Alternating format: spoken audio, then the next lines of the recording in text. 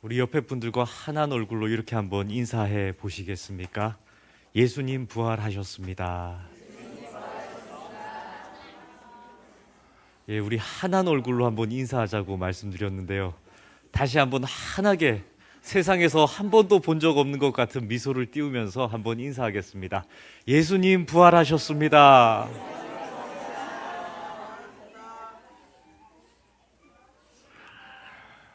사랑하는 한빛교회 성도님들, 예수님 부활하셨습니다라는 인사를 서로 건넬 때에 마음에 어떤 생각이 드셨습니까?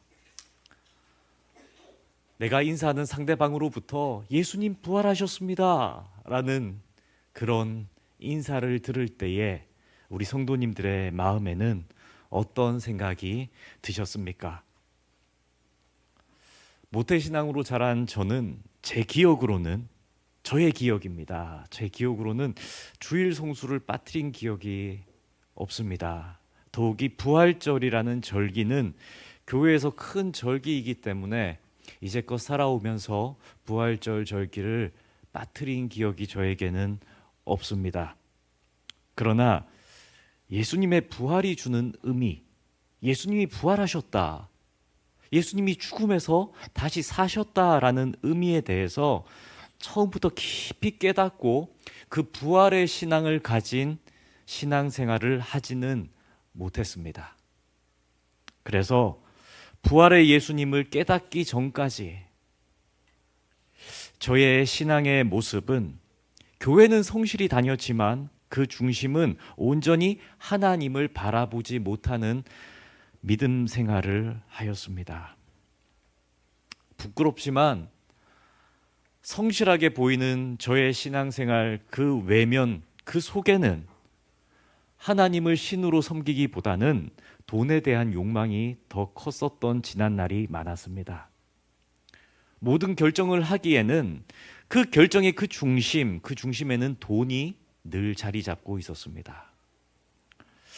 오죽했으면 고등학교 시절에 문과였던 제가 취업이 잘 된다는 이유 하나로 대학교에 이과로 지원할 수 있는, 컴퓨터 공학을 할 수 있는 학교로 바꿔서 대학교에 지원합니다.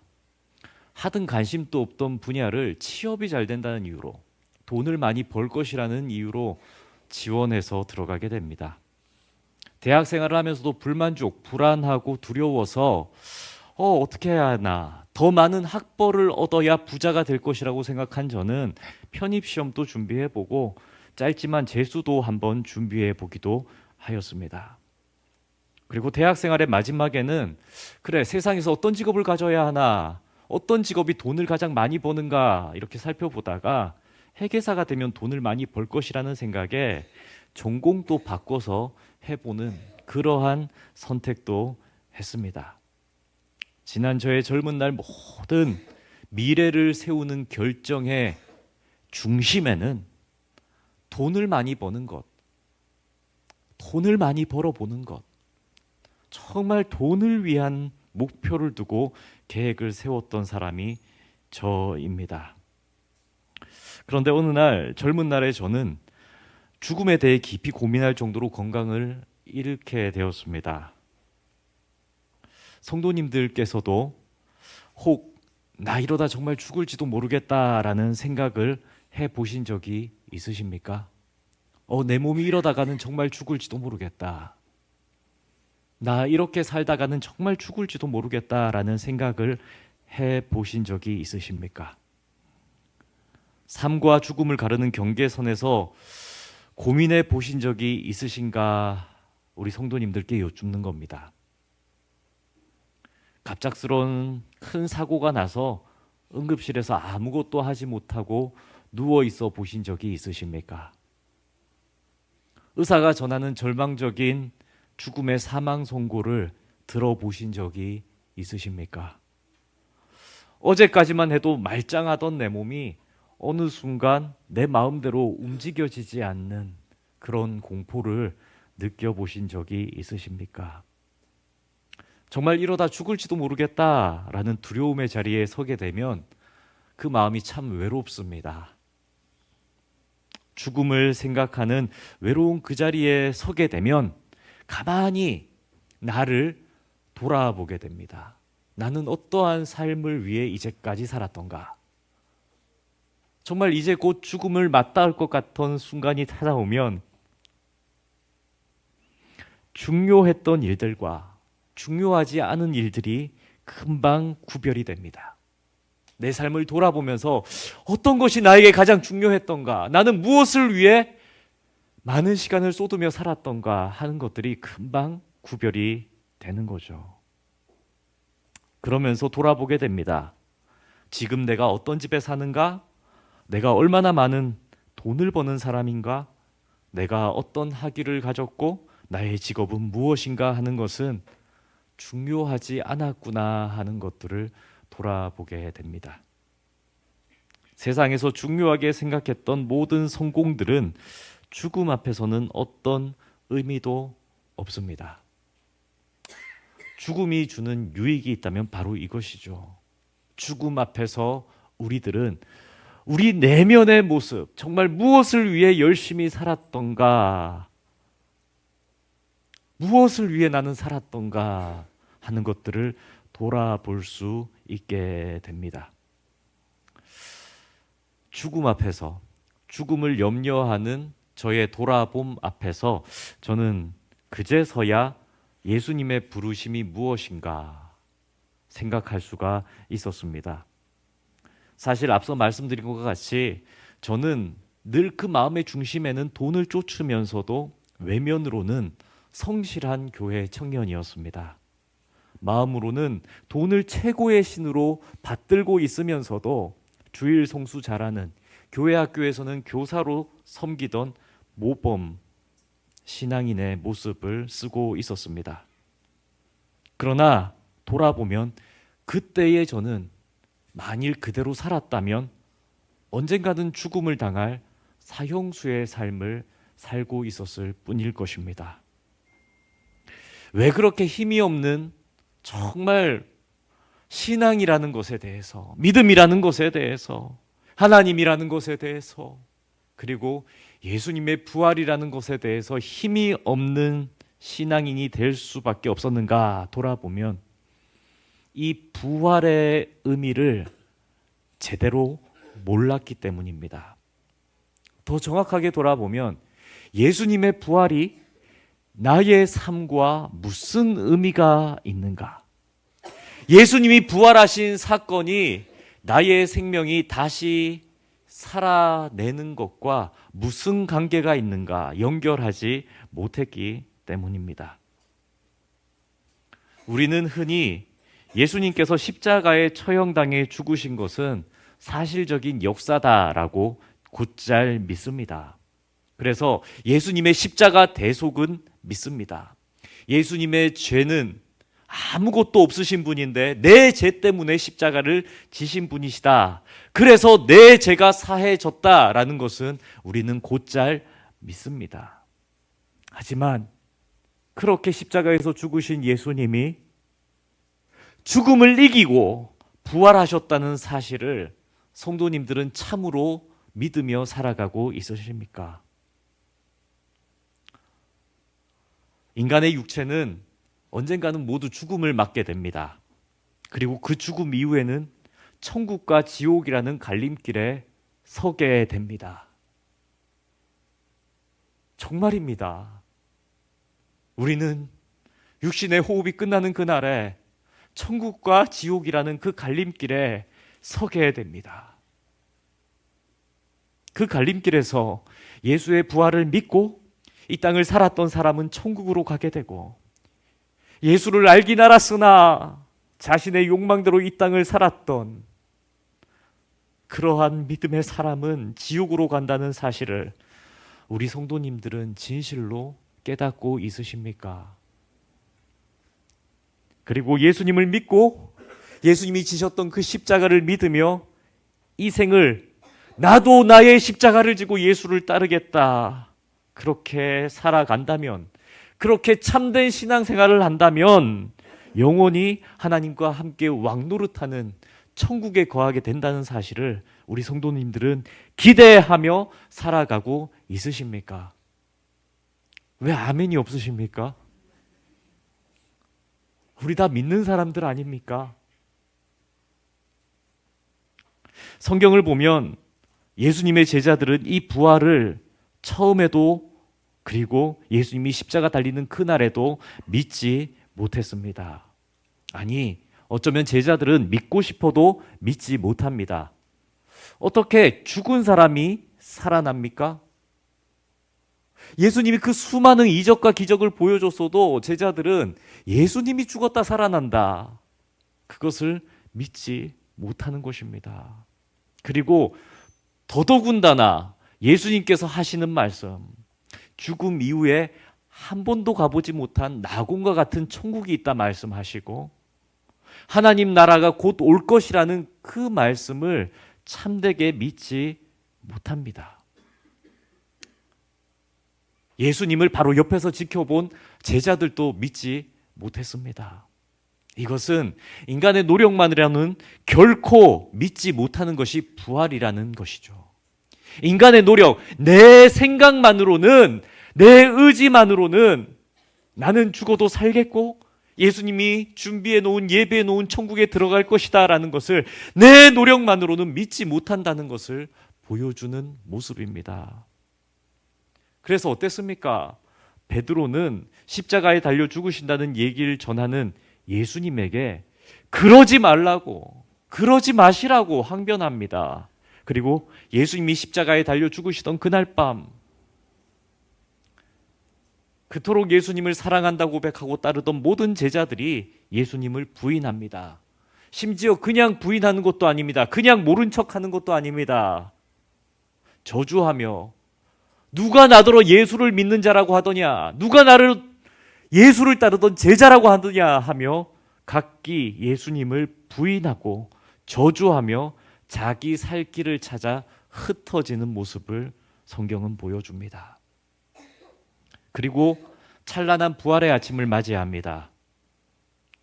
예수님의 말씀대로 예수님을 모셨던 동굴에서 예수님의 시신이 사라집니다.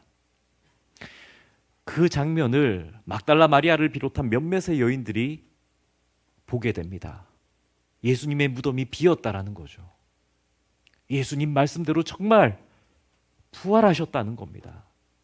예수님이 시체가 있어야 할 이곳에 예수님의 시신이 보이지 않는다는 것입니다. 그리고 이 여인들은 제자들을 찾아가서 말합니다. 예수님이 부활하신 것 같아요. 예수님의 시체가 보이지 않습니다. 그때 제자들은 믿었을까요?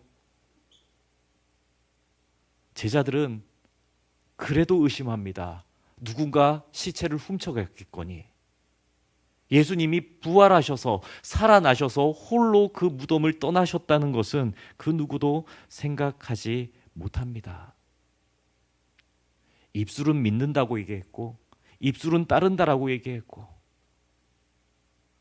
그들의 생각은 십자가 지시기 전까지는 늘 하나님과 함께 있을 거라고 그렇게 고백했었습니다. 그러나 예수님이 말씀하신 부활은 정작 그 누구도 믿지 못했습니다. 여인들이 전하는 무덤이 비었다는 소식에도 이 제자들은 믿지 못합니다. 그렇게 의심 많은 제자들 앞에 예수님이 나타나셨습니다. 시간과 공간을 초월하여 예수님은 제자들 앞에 모습을 보이셨고 심지어 그 자리에 없어서 나는 보지 못했으니 믿지 못하겠습니다라고 말하는 도마에게는 예수님이 다시 찾아가셔서 그분의 못자국 난 손바닥을 만지게 하고 그분의 모습을 보이시며 믿게 하셨습니다. 그래서 제자들은 모두 그제서야 예수님의 부활을 믿게 됩니다. 근데 성도님, 사랑하는 성도님들, 예수님의 부활을 믿고 나서 제자들이 어떠한 삶을 살아가게 됩니까? 실로 예수님의 부활을 보고 만지고 믿게 된 이들은 삶의 방향이 바뀌게 됩니다. 부활의 주님을 만난 사람들은 그 모습과 방향이 바뀌게 되었다는 얘기입니다. 이제까지 살아왔던 제자들의 모습과는 완전히 다른 제자들의 모습으로 바뀌게 됩니다. 예수님이 계실 때 누가 예수님 두 번째 자리 세워줄 겁니까? 세 번째 자리 세워줄 겁니까? 예수님, 저희 중에 누가 높은 자입니까? 예수님, 십자가 지시면 안 됩니다. 죽으시면 안 됩니다. 이 나라 이 땅에서 한 자리 하셔야지요. 라고 항변하던 그 모든 제자들을, 이 땅의 것에 대한 기대로 꽉 차 있던 제자들이 부활의 주님을 만나고 나서는 바뀝니다. 완전히 바뀝니다. 땅의 것이 아니라, 아래의 것이 아니라 어디를 봅니까? 위의 것을 보고 하늘의 양식을 꿈꾸는 자들로 바뀌어 살아가게 됩니다. 이러한 예수님의 부활 사건, 십자가 사건이 꽤 오래 이제 시간이 흐르게 됩니다. 예수님께서 부활하신 후 승천하셔서 하늘로 떠나신 후 꽤 오랜 시간이 흐르게 되었다는 얘기입니다. 그 사이 이제 예수의 부활을 보게 된 제자들은 어떠한 삶을 살았습니까? 대부분 부활을 증거하고 예수님은 살아계신 하나님의 아들이라고 말합니다. 예수 그리스도를 믿기만 하면 영생을 얻게 된다는 복음을 전하게 됩니다. 예수 그리스도를 믿기만 하면 이 땅의 것이 아니라, 이 보잘것없는 하찮은 것에 관심을 가지는 것이 아니라 하늘의 영광스러운 보화와 보물을 갖게 될 것입니다라는 하나님 나라 복음을 전하다 순교를 당하게 됩니다. 대부분의 제자들, 아니 모든 제자들이 이렇게 됩니다. 전승에 따르면 사도 안드레는 그리스 아가야 지역에서 십자가에 달린 채 죽음을 맞이하기까지 이틀 동안 십자가에서 살아있게 되었는데, 그 십자가에서 안드레는 그 고통스러운 상황 속에서도 하나님 나라의 복음을 전하다가 끝끝내 십자가에서 죽음을 맞이하게 됩니다. 대단하지 않습니까? 죽음의 고통도 불사하는 사명, 죽음의 아픔도, 죽음의 무서움도 망각하는 하나님을 향한 붙들림이 제자 안드레에게 보여졌습니다. 그리고 그 의심 많던 도마는 부활을 만지고 보고 믿게 된 고로 가장 먼 인도로 선교를 떠나게 됩니다. 그리고 인도 교회를 세웁니다. 그리고 그곳 사람들에게 복음을 전하다가 창에 찔려 순교하게 됩니다. 그런데 그 창에 찔려 순교를 당하기까지 그 의심 많던 도마가 예수님이 부활하셨고 예수님이 우리 죄를 대신하여 죽으셨고 그런 예수님을 믿기만 하면 영생을 얻게 된다는 복음을 불꽃같이 전하다 생을 마감하게 됩니다. 그 의심 많던 도마의 삶이 완전히 바뀝니다. 어떻게요? 부활의 예수님을 믿게 됨으로써. 그토록 예수님을 부인하고 3번이나 예수님을 부인하여 마음 아프게 했던 베드로는 어떻게 됩니까? 부활의 주님을 만난 이후로 수많은 교회를 세웁니다. 그가 전하는 복음에 4,000명이 하루아침에 예수를 믿게 되는 놀라운 기적도 경험하게 되죠. 그렇게 복음을 전하는 삶을 살다가 겁없이 담대하게 두려움 없이 예수 그리스도를 전하다가 이 베드로 역시 로마 병정에게 체포되고 맙니다. 전 같으면 그를 잡으러 오는 자들을 향해 칼을 휘두르고 로마 병정을 죽였겠죠.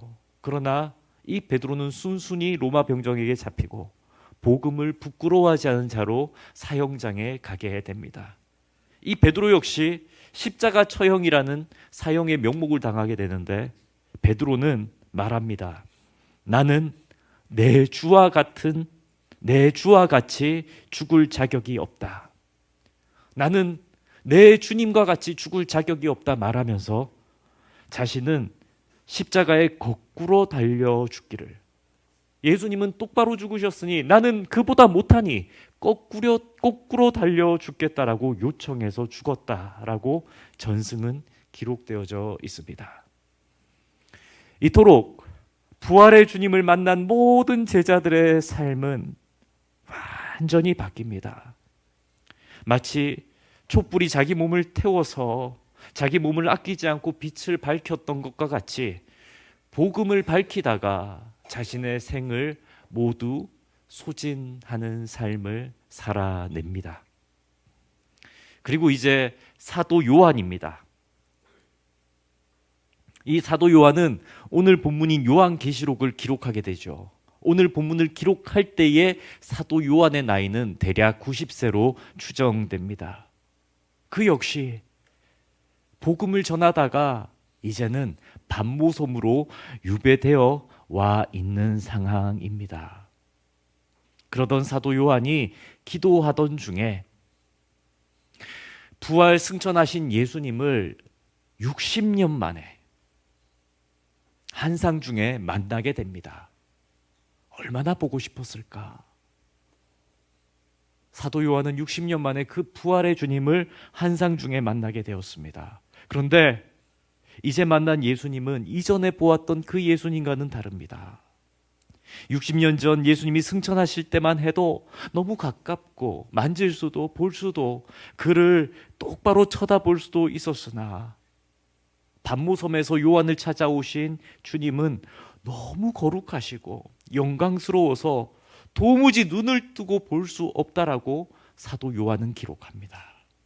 그래서 너무 두렵고 떨림으로 경외함으로 요한은 그 영광스러운 예수님 앞에 죽은 사람처럼 엎드러져 있을 수밖에 없었다라고 자신을 기록합니다.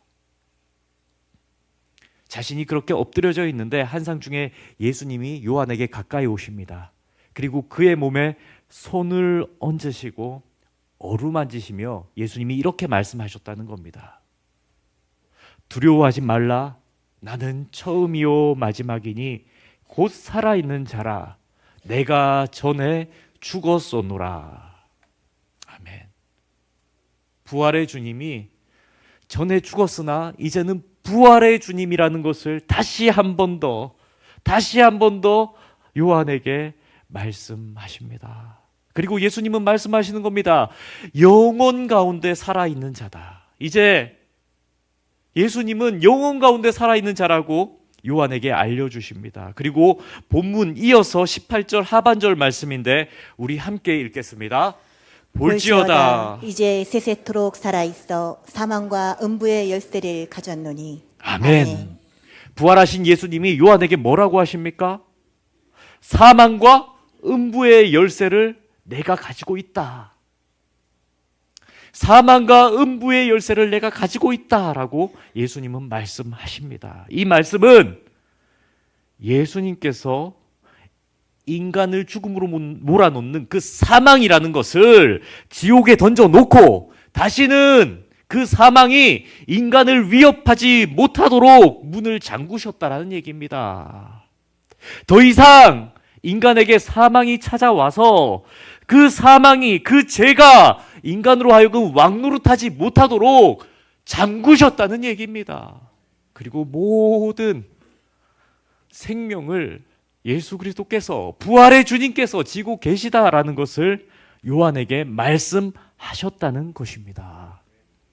그러니 성도님들, 예수님은 그를 믿는 모든 자들을 더 이상 사망으로 보내지 않으신다 약속하셨습니다. 사망과 음부의 열쇠를 가지신, 곧 죽음을 이기시고 지옥의 출입구를 막으신 주님께서 영광스러운 권세를 가지시고 성도들의 모든 삶을 영생으로 인도하실 거라 약속하십니다. 요한에게 그것을 보여주셨습니다. 요한은 그것을 우리에게 전하고 있는 것입니다. 사랑하는 성도님들, 예수님의 부활을 믿는다는 것, 예수님의 부활을 내 마음에 모신다는 것, 예수님의 부활이 나의 부활과 같이 믿겨진다는 것은 이러한 것과 같습니다. 자기가 곧 죽을지도 모르고 세상에 허탄한 것을 쫓느라 생을 허비하던 사형수가 참된 생명이신, 참된 생명을 가지신 그 생명의 주인이신 예수 그리스도를 영생을 선물로 주시는 그 예수 그리스도를 참되게 바라보고 살아가는 것을 의미하는 것입니다. 그래서 이 부활의 주님을 만난 사람들은 이 땅을 살아가는 인생의 모습이 달라지게 됩니다. 이 땅을 바라보는 시선이 바뀌게 됩니다. 돈을 쫓던 내가 한없이 부끄러워지고 욕망 때문에 예수님을 부인했던 내가 한없이 초라해지는 것. 입술로는 주여 주여 했으나 남이 보지 않는 곳에서는 여전히 죄인이었던 내가 부활의 주님을 믿음으로 무소부재하신 주님을 인식하게 되고, 그래서 생의 모든 순간을 한순간도 허비하지 말아야지. 하나님께서 나에게 주신 이 생의 시간들을 한순간도 허비하지 않으려 발버둥치며 살아가게 됩니다. 부활의 주님을 만난 바울은 고백했습니다. 내가 그리스도와 함께 십자가에 못 박혔나니 그런즉 이제는 내가 사는 것이 아니요 오직 내 안에 그리스도께서 사시는 것이라. 이제 내가 육체 가운데 사는 것은 나를 사랑하사 나를 위하여 자기 자신을 버리신 하나님의 아들을 믿는 믿음 안에서 사는 것이라. 아멘.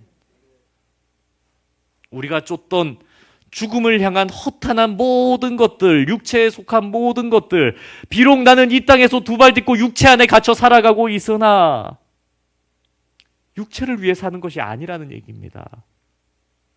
참된 가치를 얻게 되고 참된 가치를 보게 되고 새로운 생명을 입게 되어 새로운 생명을 얻으려 나아가게 된다라고 고백합니다. 성도님들, 저는 예수님의 부활을 믿습니다. 예수님의 부활이 참으로 믿겨지니 마음이 평안합니다. 우리 성도님들은 믿으십니까? 이 부활의 주님이 믿겨지십니까?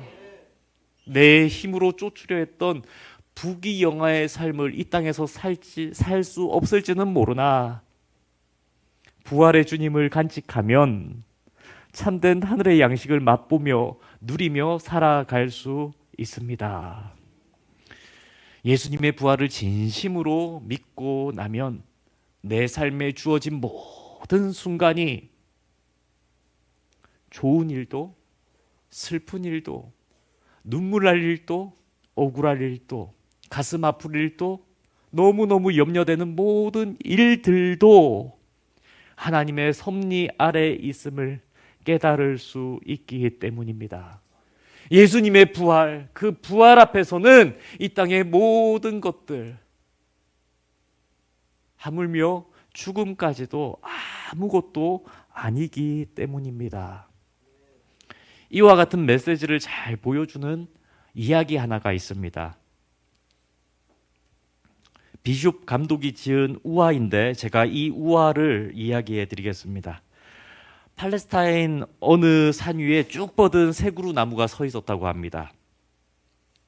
그 세 그루의 나무는 각각 나무들마다 아주 자기들의 모습이 뛰어났기 때문에 하나하나가 이런 꿈을 꾸고 살아가게 되죠. 한 나무는 이런 생각을 합니다. 내가 언젠가 이 세상에 쓰여지는 날이 온다면 나는 예루살렘 성전의 대들보가 되어서 하나님을 경배하는 아름다운 존재가 되고 싶다. 그런데 어느 날 사람들이 오더니 도끼로 자기를 찍어 끌고 내려가서는 어떻게 합니까? 톱으로 잘라서 대패질을 한 후에는 보기만 해도 소름 끼치는 십자가 형태를 만들어 버리는 것입니다. 또 한 나무는 이런 생각을 했습니다. 내가 언젠가 세상에서 쓰임받는 날이 온다면 나는 예루살렘 왕국에 있는 큰 기둥이 되어서 왕의 영화로움을 자랑하는 대들보가 되리라. 이렇게 생각을 했죠. 그런데 어느 날 사람들이 또 오더니 역시나 도끼로 그 나무를 잘라버립니다. 그리고는 끌고 가서 그 나무를 마구간 옆에서 톱으로 켜고 대패질을 한 후에는 말에게 여물을 주는 구유를 만들어 버리는 겁니다. 마지막으로 남아있던 한 나무도 생각합니다. 나는 언젠가 쓰임받을 수 있는 날이 온다면 5대 양을 누비고 다니는 크고 화려한 배가 되리라. 그러한 배의 한 부속이 되어 살아가리라. 이렇게 꿈꿨습니다. 그런데 어느 날 사람들이 오더니 도끼로 찍어서 갈릴리 바다로 끌고 갔습니다. 그리고 톱으로 자르고 대패질을 해서는 비린내를 맡을 수밖에 없는 작은 고깃배를 만들어 버렸습니다.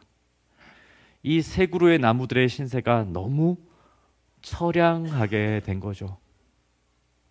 마음은 있었으나 생각은 있었으나 그들의 기대처럼 그들의 모양과 모습은 만들어지지 않게 됩니다.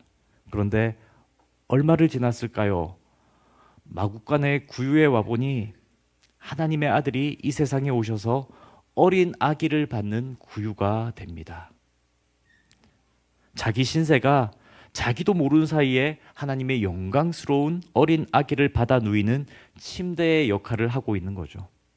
또 갈릴리에 있는 비린내 나는 고깃배는 어느 날 보니 하나님의 아들이 바닷가에 나오셔서 말씀을 전하는 배가 됩니다. 그래서 그 배에서는 영광스러운 말씀이 흘러 퍼지는 거죠. 자기 신세가 하루아침에 복음을 전하는 하나님 아들의 강단이 된 것입니다. 또 얼마 지나지 않아서 십자가의 형틀이 된 나무는 어떤 청년이 와서 자기 위에 눕힘을 당하더니 그리고 못질을 당한 것을 보았더니 가만히 보니 그 청년은 하나님의 아들이라 일컬음 받는 예수 그리스도였습니다. 그래서 그 십자가 형틀, 비참한 자신의 모습이 예수 그리스도의 보혈의 십자가로 바뀌는 것을 경험하게 됩니다. 이것은 비숍 감독이 만든 하나의 이야기입니다. 그런데 이 이야기를 이렇게 생각할 때에 배울 것이 있습니다. 우리 모두는 하나님을 믿으면서 자기의 꿈을 꿉니다. 하나님 앞에서 나는 이런 사람이 되어야지. 하나님 앞에서 나는 이런 모습이 되어야지. 나는 하나님 앞에서 이러한 일들에 펼쳐내는 사람이 되어야지라는 생각을 합니다. 그런데 자기 모습이 어디 그런 자기의 계획대로 다 됩니까? 그렇지 않습니다.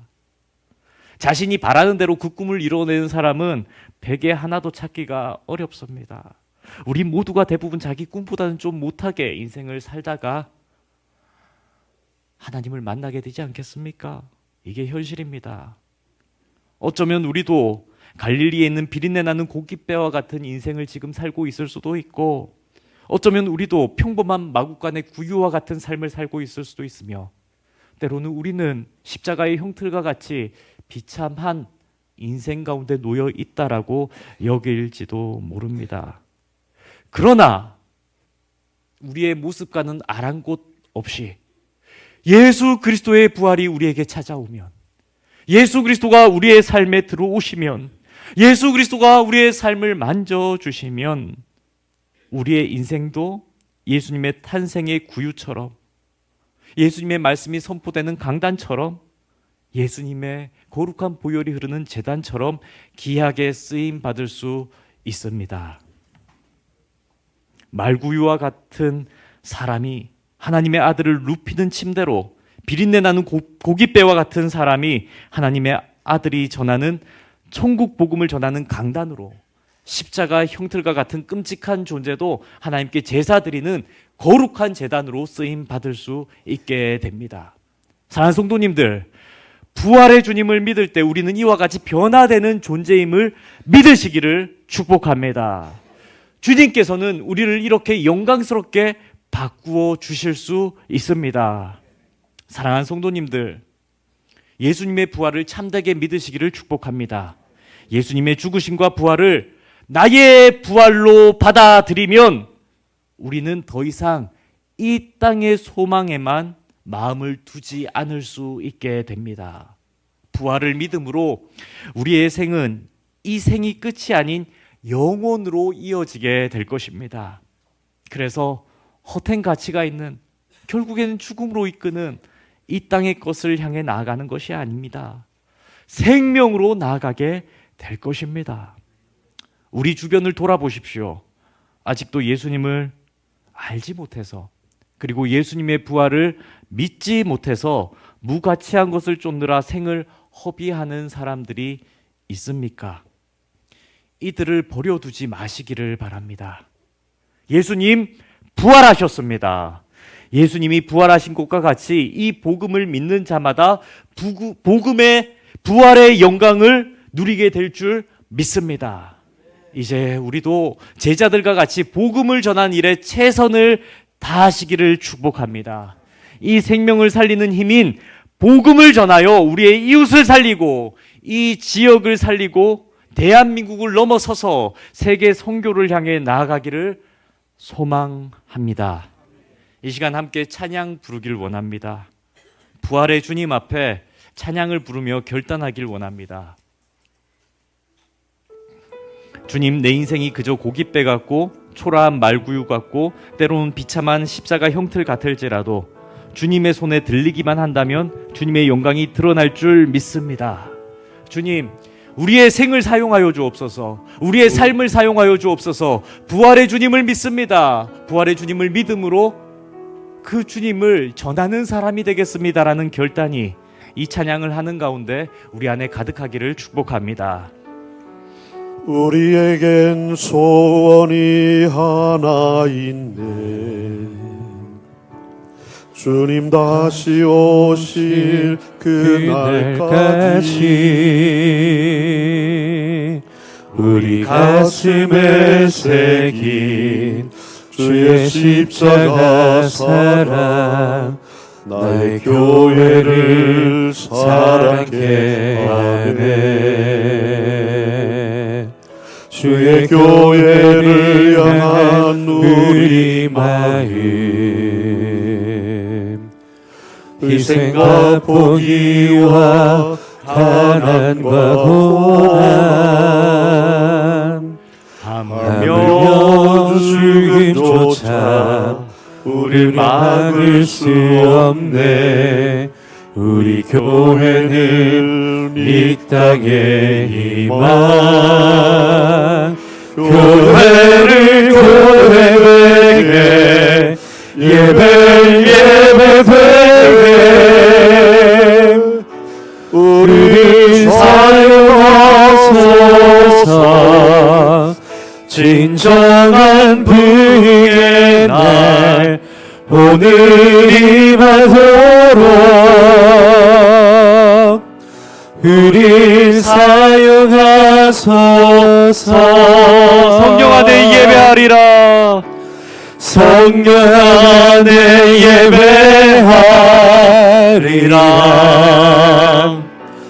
자유의 마음으로 사랑으로 사역하리라. 사랑으로 사역하리라. 교회는 생명이니 교회는 생명이니 교회를 교회되게 예배되게 우릴 사용하소서.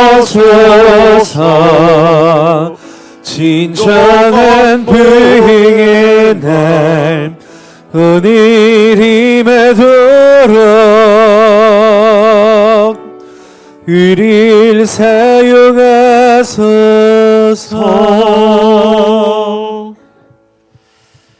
사망의 권세를 이기시고 부활하신 주님, 주님이 부활하셨음을 찬양합니다. 주님이 사망을 이기셨음을 찬양합니다. 우리의 생명이요 영원한 소망 되심을 찬양합니다. 오늘 부활의 말씀 앞에 서서 우리가 세상의 허탄한 욕망을 쫓으며 살아왔던 지난날을 돌이켜봅니다. 그동안 돈과 성공을 위해 달려오며 진정한 생명의 주인이신 주님을 놓치고 살았음도 고백합니다. 오늘 말씀을 통해 죽음을 이기신 예수님의 권세가 우리 안에 임했음을 믿습니다. 이제는 우리 안에 그리스도께서 사시는 삶을 살게 하옵소서.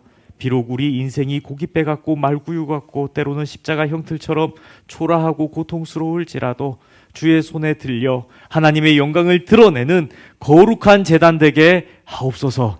부활의 주님을 온전히 믿고 따르게 하시며 이웃과 이 지역, 열방을 향해 복음을 들고 나아가는 부활의 증인으로 살아가게 하옵소서. 이 모든 간구 예수님의 이름으로 기도드리나이다. 아멘.